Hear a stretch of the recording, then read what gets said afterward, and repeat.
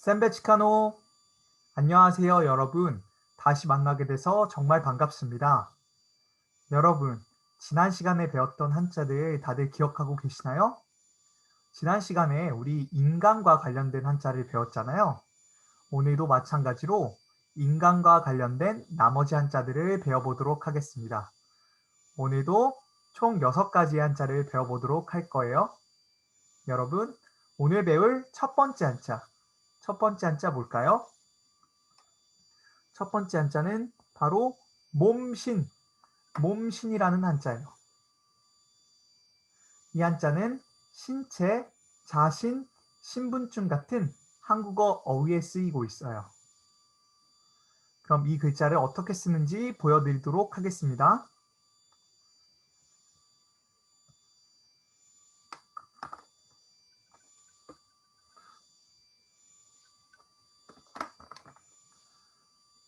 하나, 둘, 셋, 넷, 다섯, 여섯, 일곱. 다시 보여드릴게요. 하나, 둘, 셋, 넷, 다섯, 여섯, 일곱. 몸신. 그럼 몸을 뜻하는 몸신이라는 글자는 어떤 원리를 가지고 있을까요? 이 글자는 바로 임신한 여성의 몸을 그려서 만들었어요. 여러분, 제가 그림을 통해 보여드리도록 할게요.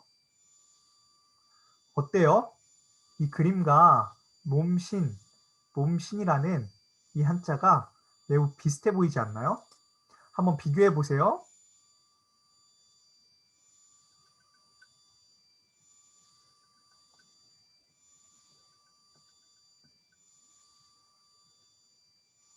여기에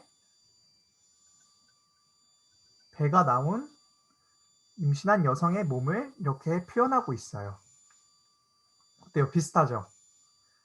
이 글자 쓰기 어렵지 않으니까 여러분 꼭 열심히 공부하셔야 돼요. 오늘 배울 두 번째 한자 뭘까요? 오늘 배울 두 번째 한자는 서다라는 뜻을 가지고 있는 설립이라는 한자예요. 이 한자는 서다라는 의미가 있어요. 여러분 꼭 기억하셔야 돼요. 독립, 입장 같은 매우 중요한 한국어 단어에 포함된 글자예요. 독립이라는 단어 아시나요? 먼저 독립을 설명하기에 앞서 여러분 설립 어떻게 쓰는지 보여드리도록 할게요.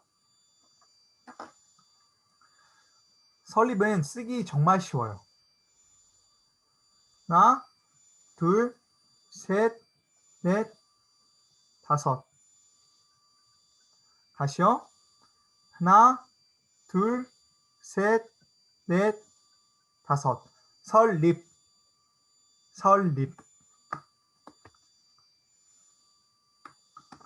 여러분, 다시 시작할게요. 독립이라는 단어 여러분 아시죠? 한국은 1945년에 일본의 식민지 지배로부터 해방돼 독립을 이뤄냈어요. 몽골도 중국의 지배로부터 독립을 쟁취한 역사가 있다고 들었어요.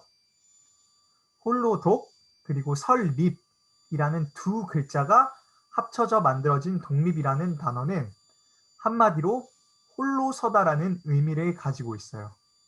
즉, 설립이라는 한자를 알지 못하면 독립이라는 단어를 오롯이 이해할 수 없으니까 여러분 한자 공부를 게을리하시면 안 돼요. 오늘 배울 세 번째 한자는 각각각이라는 한자예요. 각각각.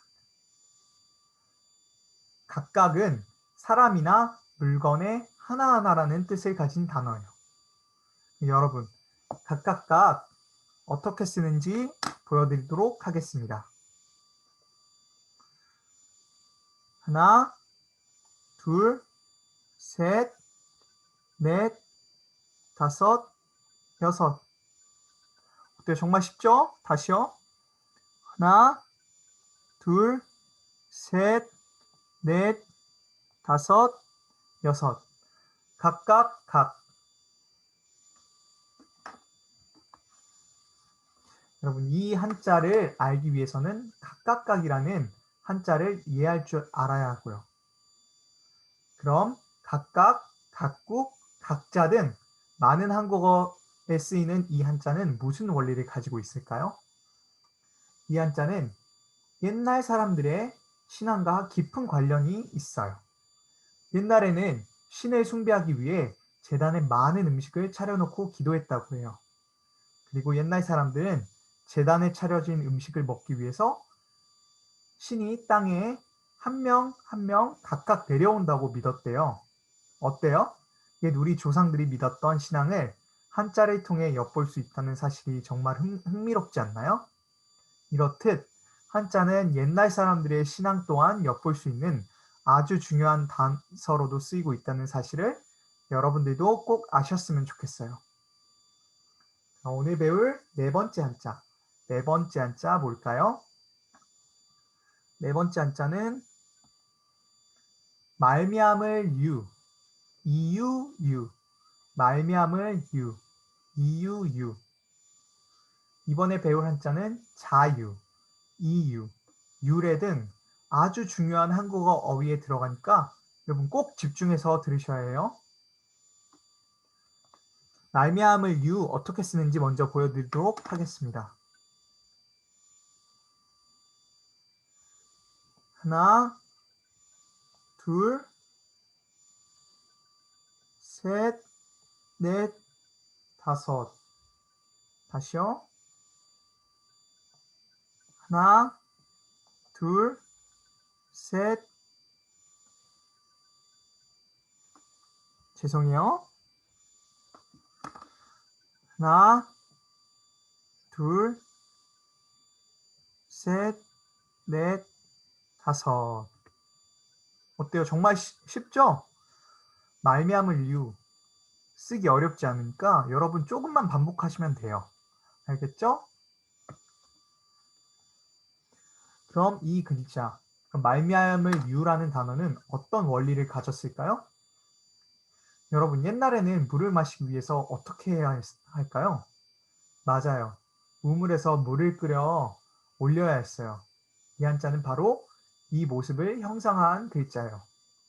우물에서 물이 나왔기 때문에 눈앞에 물이 담겨 있듯이 어떤 사건은 그 사건이 일어난 원인과 이유가 있어서 발생한 거예요.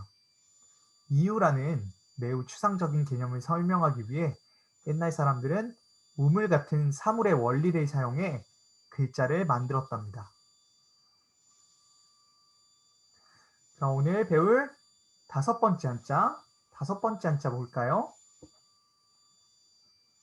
오늘 배울 다섯 번째 한자.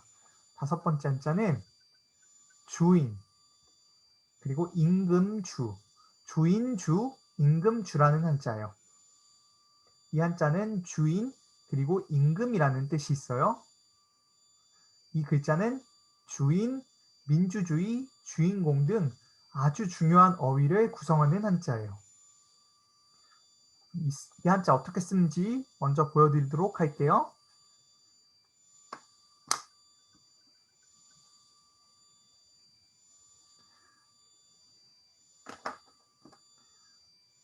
하나, 둘, 셋, 넷, 다섯. 다시요. 하나, 둘, 셋, 넷, 다섯. 주인주, 임금주.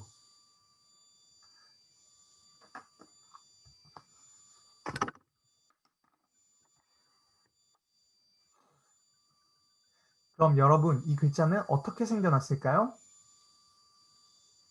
여러분, 옛날에는 전기가 없던 시절에 어떻게 집안을 밝혔을까요? 옛날에는 주로 촛대에 기름을 채워 넣고 불을 붙여 온 집안을 밝혔대요. 이 한자는 바로 그 모습을 담고 있어요. 촛대가 방을 밝히듯 임금은 나라를 지혜롭게 다스려 백성들을 이롭게 한다는 의미를 담고 있는 한자가 바로 이 주인주, 임금주라는 한자예요. 어때요? 여러분, 우리나라뿐만 아니라 몽골의 지도자들, 또 세계의 지도자들, 과연 이 세계를 잘 밝히고 있는지 우리 한번 잘 생각해 볼 필요가 있어요. 그러면 오늘 마지막 배울 여섯 번째 한자 뭘까요? 오늘 배울 여섯 번째 한자, 같다라는 뜻을 가진 한자입니다. 같을, 한 가지 동, 같을 동, 한 가지 동. 오늘 마지막으로 배울 한자는 한 가지 동이라는 한자예요.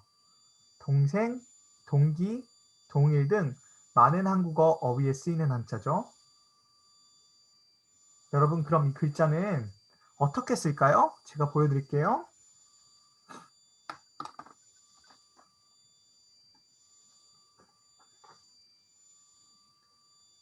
하나, 둘,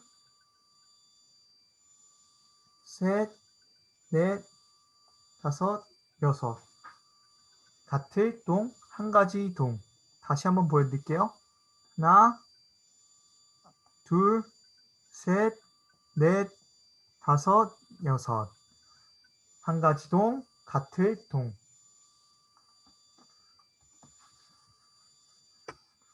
그럼 여러분, 이 글자는 어떻게 생겨났을까요? 여러분, 두부 아시나요? 두부. 두부는 매우 말랑말랑한 음식이죠? 맨 처음 두부를 만들면 두부는 형체가 없이 흩어져 있어요. 똑같은 규격을 가진 틀이 두부를 담지 않으면 두부는 흩어져 있어서 각기 다른 모양을 하고 있을 거예요. 이 한자는 바로 이 모습을 담고 있어요. 즉, 이 한자는 말랑말랑한 두부를 균일한 한 틀로 똑같이 찍어내는 모습을 형상화한 글자예요. 어때요? 이 원리, 여러분도 두부를 만드시는 모습을 보시면 정말 이해하기 쉬울 거예요. 여러분, 오늘 배운 한자 어떠셨어요? 오늘 배운 한자 중에 그렇게 많이 어려운 한자는 없었죠? 네, 맞습니다. 여러분, 지금까지 배운 한자들 정말 중요하고 그리 어려운 한자가 아니니까 여러분 조금만 더 공부하시고 반복하시면 여러분들도 한자의 마스터가 되실 수 있어요. 여러분, 우리 다음 주에 더 재밌고 즐거운 한자로 만나 뵙도록 하겠습니다. 그럼 다음 주에 뵙도록 해요. 안녕.